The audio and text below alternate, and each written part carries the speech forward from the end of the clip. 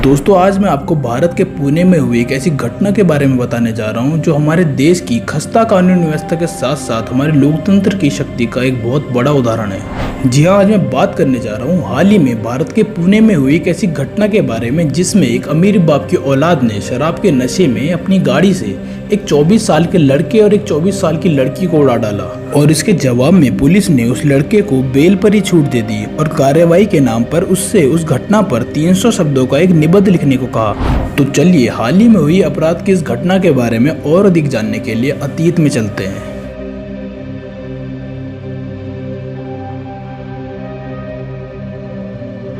यह बात ज्यादा पुरानी नहीं बल्कि आज से लगभग एक हफ्ते पहले 19 मई की है। 19 मई को एक 17 साल का नाबालिग लड़का अपने 5 अन्य दोस्तों के साथ एक पब में जाकर खूब शराब पीता है। देर रात तक पार्टी करने के बाद रात करीब 2:30 बजे वो अपनी पोर्शे कार, जिसकी कीमत 5 करोड़ से भी ऊपर बताई जा रही है, उसमें बैठकर अपने घर लौटने लगता है।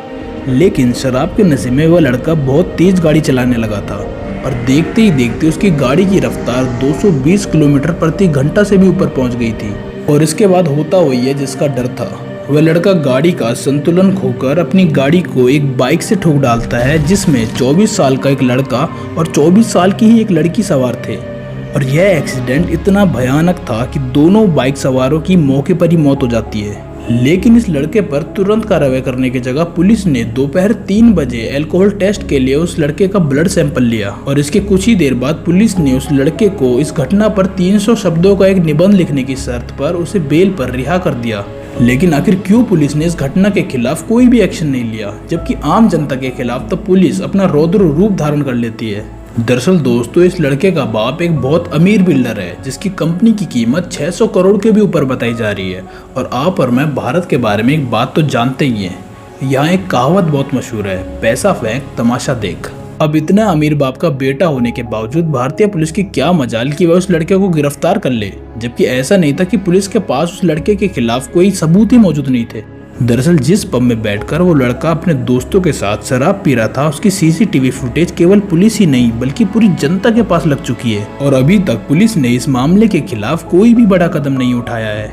और पुलिस की हरकतों से तो ऐसा लग रहा था कि मानो पुलिस उसका गुलाम बन चुकी है, क्योंकि उस दिन पुलिस को बस इतना साबित करना था कि उस लड़के ने गाड़ी चलाते समय शराब पी रखी थी और इसके लिए पुलिस को उसका ब्लड सैंपल जल्द से जल्द मेडिकल टेस्ट के लिए भेजना था, क्योंकि ब्लड सैंपल से अल्कोहल टेस्ट के सही नतीजे तभी सामने आते हैं जब उस व्यक्ति का ब्लड सैंपल शराब पीने के 12 घंटे के अंदर अंदर किया जाए। लेकिन जब वह लड़का पुलिस के हवाले हुआ था तो पुलिस ने उसका तुरंत ब्लड सैंपल नहीं लिया, बल्कि इस काम के लिए तो पुलिस को 14 से 15 घंटे लग गए और पुलिस ने आराम से नहा धोकर खाना खाकर उसे पचाकर आराम से दिन में 3 बजे जाकर उसका ब्लड सैंपल लिया। अब उन रिपोर्ट्स में क्या घंटा ही आएगा कि उस लड़के ने शराब पी हुई थी। लेकिन दोस्तों, भारत एक लोकतांत्रिक देश है और लोकतंत्र से बड़ी भारत में कोई शक्ति नहीं है। और यह बात एक और बार सही साबित होती नजर आ रही है, क्योंकि पुलिस तो इस मामले को आराम से रफा दफा करने के इरादे में थी, लेकिन भारतीय जनता ने इस चीज के खिलाफ आक्रोश दिखाना शुरू कर दिया, जिसमें सोशल मीडिया ने भी अपना काम बखूबी निभाया और मैं भी इस समय वही तो कर रहा हूँ। इसका नतीजा ये हुआ कि पुलिस ने इस मामले की कार्रवाई को आगे बढ़ाते हुए उस आरोपी के पिता को हिरासत में ले लिया।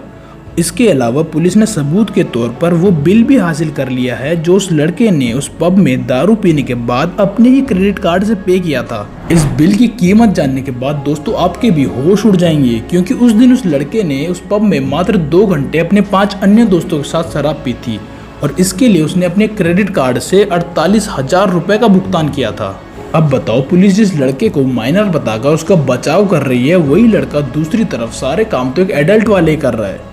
वही लड़का शराब पीने के लिए अपना खुद का क्रेडिट कार्ड भी यूज कर रहा है और वही लड़का ओवर स्पीड ड्राइविंग भी कर रहा है। खैर, अब देखने वाली बात तो ये है कि इस केस में पैसों की जीत होती है या फिर लोकतंत्र और इंसाफ की, क्योंकि जिस देश में फुटपाथ पर गाड़ी चलाकर कई मासूमों की जान लेने वाले रईस सेवलोन भाई लोगों की प्रेरणा बन सकते हैं, तो उस देश में इंसाफ के लिए आम लोगों को इकट्ठा होना ही पड़ता है। और अगर अब भी सेवलोन भाई की कुछ फैन ये सुनने के बाद ऑफेंड हो जाते हैं तो भाई माफी चाहता हूँ, आप इस देश में रहने लायक भी नहीं है। और अगर आपने इस वीडियो को यहाँ तक देख ही लिया है तो इसका मतलब है आप जरूर उन बाइक सवार मृतकों के परिवार वालों के बारे में भी जरूर सोच रहे होंगे। तो एक बार आप ये भी देख लीजिए कि इस कार एक्सीडेंट में मारे गए अनीश और अश्विनी के परिवार वालों पे क्या गुजर रही है और वह क्या सोच रहे हैं। जो कोई भी ऐसा किया है उसको छोड़िए मत। मेरे बच्चे के साथ में जो कोई गलत किया है उसे अंदर करिए, उसे भी कभी भी मुझे बाहर न रहे। मुझे न्याय दिलवाइए आप लोग। कर पा रहे, अभी भी यकीन नहीं कर पा रहे कि बेटी नहीं रही करके। बहुत ज्यादा धक्का लगा। ये घटना बार बार ना हो, मतलब दोबारा ना करे वो, ऐसी सजा मिले उसे। सब निबंध में क्या हो, संविधान में कहाँ लिखा हुआ है? कहाँ लिखा है संविधान में कि आप निबंध लिखवा लीजिए और उसको छोड़ दीजिए। अश्विनी और अनीश दोनों पुणे में ही आकर नौकरी कर रहे थे।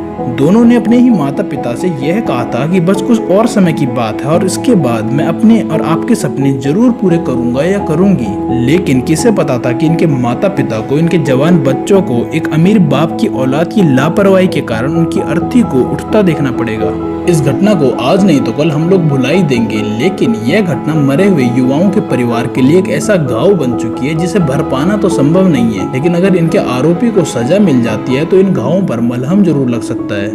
और अगर भगवान न करे कि इन फ्यूचर यह घटना आप लोगों के साथ या फिर मेरे ही साथ हो जाए तो मुझे तो ये सोचने से भी डर लगता है कि किस तरह हमारे माँ बाप इस खोखले कानून की मदद से अमीरजादों के पैसों से लड़ रहे होते।